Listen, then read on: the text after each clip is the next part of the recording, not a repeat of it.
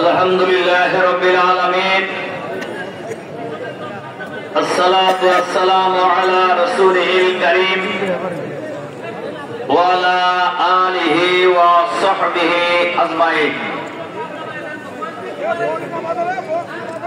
বাংলাদেশ জামাত ইসলামী রায়গঞ্জ তালাশ থানার উদ্যোগে আয়োজিত আজকের এই বিশাল সমাবেশের জনাব সভাপতি রায়গঞ্জ উপজেলা জামাতের সংগ্রামী আমির, সংগ্রামী জননেতা জনাব আলী মুর্তুজা, আজকের এই ঐতিহাসিক জনসভার সম্মানিত বিশেষ অতিথি, বাংলাদেশ জামাত ইসলামীর কেন্দ্রীয় কর্ম পরিষদের অন্যতম সদস্য, এই অঞ্চলের কৃতি সন্তান, আন্তর্জাতিক খ্যাতি সম্পন্ন ইসলামিক স্কলার প্রফেসর ডক্টর মাওলানা আব্দুস সামাদ, আজকের এই সমাবেশের অন্যতম বিশেষ অতিথি, বাংলাদেশ জামাত ইসলামীর কেন্দ্রীয় মজলিস শুরার অন্যতম সদস্য, সিরাজগঞ্জ জেলা জামাতের সংগ্রামী আমির, সংগ্রামী জননেতা জনাব অধ্যক্ষ মাওলানা শাহিনুর আলম, জেলা উপজেলা স্থানীয় নেতৃবৃন্দ, সাংবাদিক বন্ধুগণ, সম্মানিত প্রিয় সংগ্রামী রায়গঞ্জ তারাস উপজেলার ভাই ও বন্ধুগণ, আসসালামু আলাইকুম ওয়া রাহমাতুল্লাহি ওয়া বারাকাতুহু। আপনারা কেমন আছেন সবাই? আলহামদুলিল্লাহ, আমি আল্লাহর রহমতে ভালো আছি আলহামদুলিল্লাহ। আমাকে যখন কোমরে এবং দুই পায়ে লোহার বেড়ি পরা এক কোটে উঠানো হতো, আমি দেখতাম কোর্টে যে সকল নারী এবং পুরুষেরা তাদের স্বজনদেরকে দেখার জন্য যেতেন, আমাকে যেহেতু বহু লোক চেনে দেশের, আমি দেখতাম দূর থেকে তাদের চোখ দিয়ে টপ টপ করে পানি পড়ছে। আমি তখন হাসতাম। আমি হাসতাম এই কারণে, যুগে যুগে এ মহান আন্দোলনকে বিজয়ী করার জন্য অসংখ্য নবী রাসূলকে হত্যা করা হয়েছে। এই আন্দোলনকে বিজয়ী করার আন্দোলনের নেতৃত্ব দেওয়ার অপরাধে জামাত ইসলামীর আমির শহীদ মাওলানা মতিউর রহমান নিজামী সাহেবকে, শহীদ সেক্রেটারি জেনারেল আলী হাসান মোহাম্মদ মুজাহিদ, শহীদ কামারুজ্জামান, শহীদ আব্দুল কাদের মোল্লা, শহীদ মীর কাসেম আলী সহ অসংখ্য নেতা কর্মীকে বিচারের নামে মিথ্যা মামলা সাজিয়ে প্রহসন করে নাটক করে ফাঁসিতে ঝুলিয়ে হত্যা করা হয়েছে। তাদের তুলনায় আমার কোরবানি ত্যাগ অনেক কম। আর আমি এটাও মনে করতাম যে নসিহত করেছিলেন হযরত লোকমান আলাইহিস সালাম, ইয়া বুনাইয়া আকিমিস সালাহ ওয়ামুর বিল মারুফ ওয়া নাহি আনিল মুনকার ওয়াসবির আলা মা আসাবাক ইন্না যালিকা মিন আযমিল উমুর।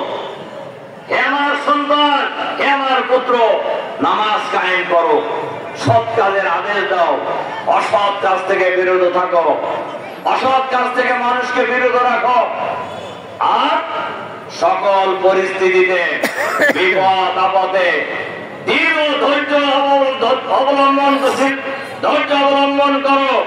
ইন্না যালিকা মিন আযমিল উমুর, এটা হলো সবচেয়ে সাহসিকতার কাজ।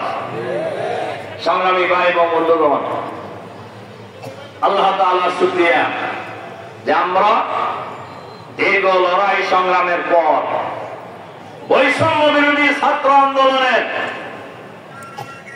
ব্যানারে এই দেশের রাজনীতি ফ্যাসিবাদের দোষক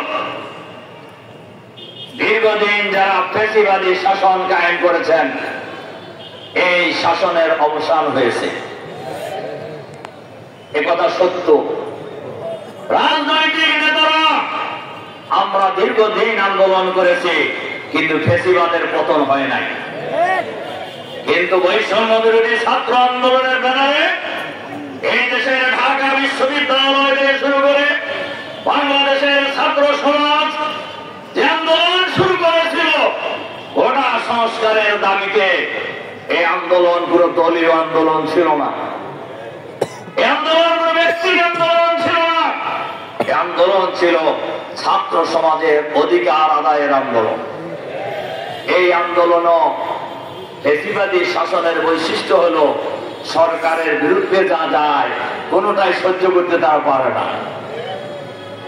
অতীতের মতো যারা এই সরকারের বিরুদ্ধে আন্দোলন গড়ে তুলেছে তাদেরকে রাজাকার, আলবদর, ৭১ ইত্যাদি ইত্যাদি বইলে ট্যাগ লাগায় আন্দোলন শেষ করার চেষ্টা করেছে। এবং হাসিনার এই স্লোগানে ফ্যাসিবাদের দোসর, ভারতের তাবেদার দালাল ফ্যাসিবাদী সরকারের পতন নিশ্চিত করেছে। আপনারা শোনেন নাই, ছাত্ররা যখন হাজার হাজার মানুষের গণহত্যার পরও রাজপথ ছাড়েনি, পুলিশ অফিসার তদানীন্তন স্বরাষ্ট্রমন্ত্রীর সাথে আলাপ করছেন ফোনে যে স্যার একটা গুলি করলে একটা মরে, বাকিরা তো নড়ে না। তখন শেখ হাসিনা ধরে নিছে নিশ্চয়ই এরা শিবির। আমার কথা কি বুঝতে পারছেন? এবং এটা মনে করেই তিনি বলেছেন এরা সব রাজাকারের বাচ্চা। তখন ছাত্ররা স্লোগান দিয়েছে কি, আমি কে রাজাকার, তুমি কে রাজাকার, বলছে কে স্বৈরাচার।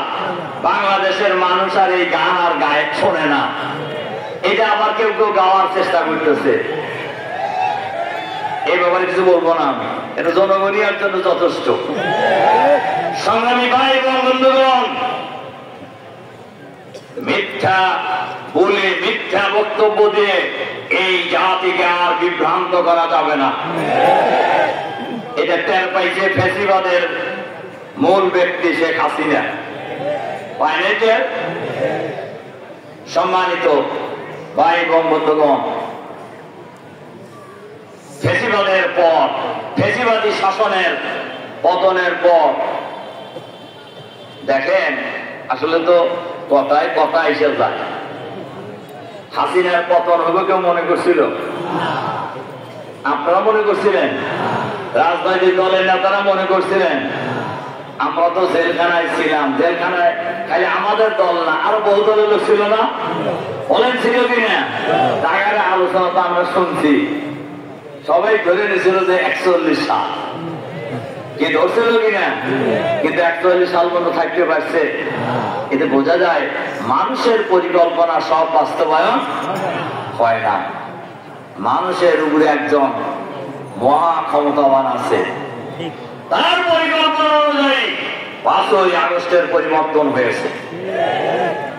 সম্মানিত ভাই এবং বন্ধুগণ, ৫ই আগস্টের ফ্যাসিবাদী সরকারের পদত্যাগ এবং পালিয়ে ভারতে যাওয়া। দেখেন, রাসূল সাল্লাল্লাহু আলাইহি সাল্লামের একটা হাদিস আছে, ইত্তাকুজ যুলমা ফাইন্নাজ যুলমাতা ইয়াউমাল কিয়ামাহ, তোমরা জুলুম থেকে বিরত থাকো, কেননা জুলুম কিয়ামতের দিন অন্ধকার হয়ে আসবে। রাসূল সাল্লাল্লাহু আলাইহি সাল্লাম বলছেন কিয়ামতের কথা বহু লোকের জন্য, বহু জালেমের জন্য, যারা জুলুম করেছে জনগণের উপর, দুনিয়ায় অন্ধকার হয়ে গেছে। হয় নাই? বাংলাদেশের একজন বিচারপতিকে আমি সকালে ঢাকার এক সম্মেলনের কথা বলছি, বাংলাদেশের একজন বিচারপতিকে পাওয়া গেছে হলো সিলেটের বর্ডারে। নাম জানেন নাকি আমরা? নাম আমি বলতে চাই না, এটা জানেন আপনারা। যদি তার একটা নাম আছে, নাম আছে না, তার একটা নাম আছে, আবার জনগণের একটা নাম দিছে তাকে। এই ভদ্রলোকে পাওয়া গেছে সিলেটের জঙ্গলে, বর্ডারে। আমি বলি যে ভাই আপনি হলেন অ্যাপিলেট ডিভিশনের বিচারপতি, ওখানে গেলেন কেন? আমার জঙ্গলে গেছেন কেন? আমার পাওয়া গেছে তাকে কলার পতাকায় দেওয়া অবস্থায়। আচ্ছা বলেন তো আপনি কলার পতাকায় দিলেন কেন? আসলে সবাই জানে গেছিল পলানোর জন্য আর কি, পলাইতে গেছিল, কিন্তু ধরা পড়ছে হলো ওখানকার বিডিআরের সদস্যদের হাতে। এরপরে জনগণ তাকে নিয়ে আসছে কিভাবে? গলায় গামছা লাগায়। গলায় গামছা গ্রামে লাগায় কাকে জানেন নাকি আপনারা? চোরে। খালি চোর না, শেষরা চোর। শেষরা চোর। খালি তার জন্য নয়, বহু মানুষের জন্য অন্ধকার হয়ে গেছে। বাংলাদেশের এই 15.5 বছরে, 15 বছর 7 মাস 5 দিন সবচাইতে বেশি জুলুম নির্যাতনের শিকার হয়েছে কোন দলের লোকেরা? বাংলাদেশ জামাত ইসলামী এবং ইসলামী ছাত্র শিবির। জামাতের আমির মাওলানা মতিউর রহমান নিজামী সহ প্রথম সারির এক সিরিয়াল অনুযায়ী 11 জন নেতাকে হত্যা করা হয়েছে। কিন্তু জামাতের লোকেরা কেউ পালায় নাই। পালাইছে কেন? পালায় নাই, পালায় নাই কারণে জামাতের নেতারা কোনো অপরাধ করে নাই, কোন দুর্নীতি করে নাই, কোন চাঁদাবাজি করে নাই, কারোর খাত জমি দখল করে নাই। তারা জানে তাদের অপরাধ এই বাংলাদেশে তারা ইসলামী রাষ্ট্র ব্যবস্থা কায়েমের আন্দোলনের নেতৃত্ব দেয়। এর কারণে তারা কেউ পালায় নাই। আমাদের দেশের এক নেত্রী কইছিল না, অমুকের বেটি পালায় না, কইছিল কি না? পালাইছে আগে না পরে? আমি ওই দলের লোকদেরকে বলি যে ভাই হিসাব করে কাম করেন। আপনাদের দেখে কিন্তু অনেক বিমানে চলে উড়ে চলে গেছে।